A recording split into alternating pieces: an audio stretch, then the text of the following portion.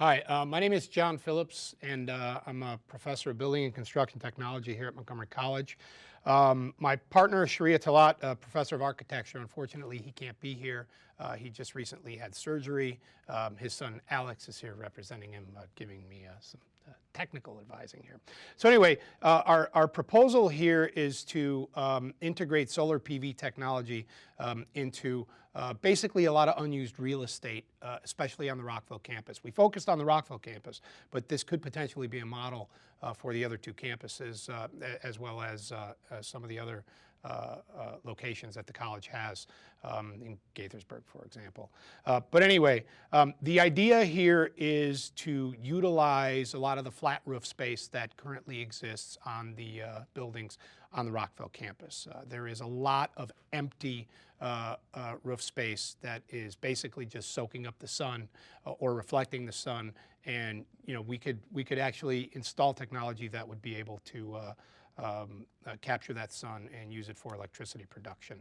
So according to the college's numbers, I believe this was for fiscal year 2013, right now the total electrical demand for the entire college, for all of its locations, is approximately 41 million kilowatt hours. And to put that in perspective, an average size single family house probably uses somewhere between 10 and 15,000 kilowatt hours per year.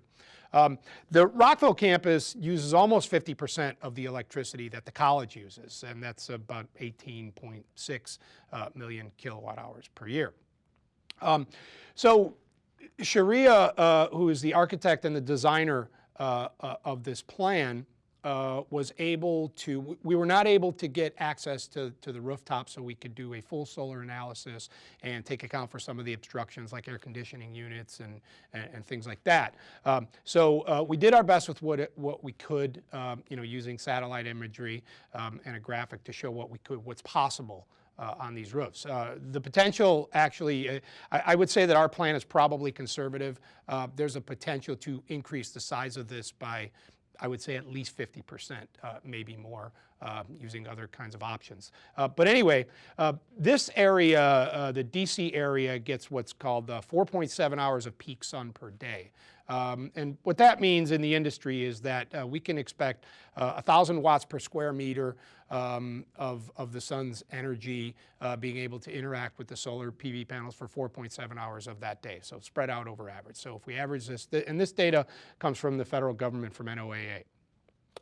So using those numbers, using the design that Shorieh put together, we could potentially install almost 4,250 watt solar modules on rooftops, almost 3,900, I believe is the number. And what that would do is that would allow us to install a 968 kilowatt system. That's almost 1 megawatt, so it's a pretty significant size.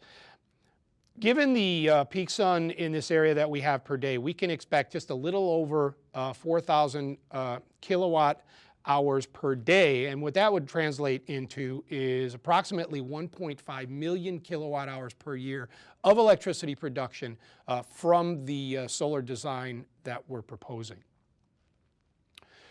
So if we look at this college-wide, a system of this size will provide 3.6% of the electricity needs of the entire college and 8% of the Rockville campus's needs. And again, we could increase the size of this system, change the design, add things like pole mounts in parking lots and things like that. So if we look at this from a carbon dioxide perspective, which CO2 is the elephant in the room, so to speak, from an environmental standpoint, and if we use a generic average of about 1 pound of CO2 created in the atmosphere for every kilowatt hour of energy that's produced through traditional electrical production, burning coal and natural gas and things like that, the college will be able to offset 1.5 million pounds of CO2 per year. The other thing to keep in mind is that a solar PV system like this with very little maintenance is going to see probably a 25 to 30 year lifespan, with no more than about 15 to 20% power degradation over that lifespan. So in other words, in 30 years, we could expect that these solar modules would be putting out probably 80+% of the electricity that they were putting out when they were brand new. So over the 30-year life of the system, we're looking at an offset of approximately 45 million pounds of CO2. So here is a picture of the Rockville campus, and this is, you can see that the buildings are labeled. I hope that's clear.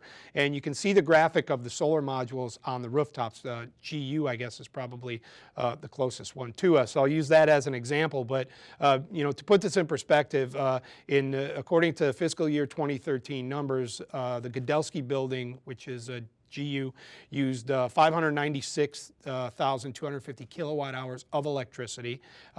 A solar PV project on the GU roof, which right now is largely flat, would be able to generate about 193,000 kilowatt hours per year, or if put it in another perspective, or put it in another way, 32.4% of the electricity that building consumes every year would be generated by the solar PV system on that building. Okay, and you can look at some of the other numbers, you know, take a look at building by building. You know, some of the roofs were not feasible because of maybe obstructions or because of maybe other issues having to do with the building. So we essentially tried to put it everywhere we could. And you can look at the raw numbers and look at the percentages, and the percentages indicates the percentage of electricity of that particular building that the system would produce. So we look at the cost, right? Nothing's free. Unfortunately, a lot of the federal grants that were available 2 or 3 years ago have now expired. There was a big push for solar from about 2009 to about 2012. So a lot of those have disappeared. However, what has happened in about the last 5 years is the cost of installation, the cost of the materials, the cost of the modules themselves has gone down significantly, due largely to the cost of the modules. The modules you can now purchase straight off for, at a volume like this, you can probably get it for about 70 cents a watt. So if we take a conservative installation cost of a project this size, we're looking at approximately $4 per watt, and at an almost 1,000 kilowatt system, we're looking at $3.8 million. It's possible, I did some research, I couldn't locate any now, there's a $6,000 grant from the state of Maryland, which isn't going to do much, but it's possible that there are other federal grants and programs available that could possibly offset this initial cost. The savings for the college. There's another part of this that isn't reflected, is the solar renewable energy credit. And basically, for every megawatt hour of electricity that you produce with, for example, a solar PV project, you can sell that credit on the open market. Power companies, for example, buy renewable energy credits and put it in their portfolio so they can show that they have solar PV production as part of their production activities. So there's a pretty vibrant market in the state of Maryland for solar RECs, for SRECs. So if we assume that what the colleges pays now approximately for electricity from Pepco is about 15 cents per kilowatt hour, and remember we were looking at about 41 million kilowatt hours, so our bill is, I think, in the $8.5 million range. But the system, just off the electric bill, and I assumed a 90% efficiency rate on the system. So that accounts for the fact that it's going to perform better brand new than it's going to, you know, a few years down the road. But, you know, kind of trying to find that average, the college is going to save approximately $225,000 per year just in electricity costs. The solar renewable energy credits can be sold on the open market, as I mentioned. Right now there's a maximum amount that they can be sold for, $400, but currently I just checked the numbers a couple days ago and they're selling at about $160 per SREC, per megawatt hour of electricity produced. So using today's rates and assuming the production that we're projecting, the college will also gain about $240,000 per year through the sale of SRECs, assuming $160. If the number goes up, the total number goes up. If the cost goes down, the total cost goes down. So we're looking at almost $500,000, $465,000 savings in the first year.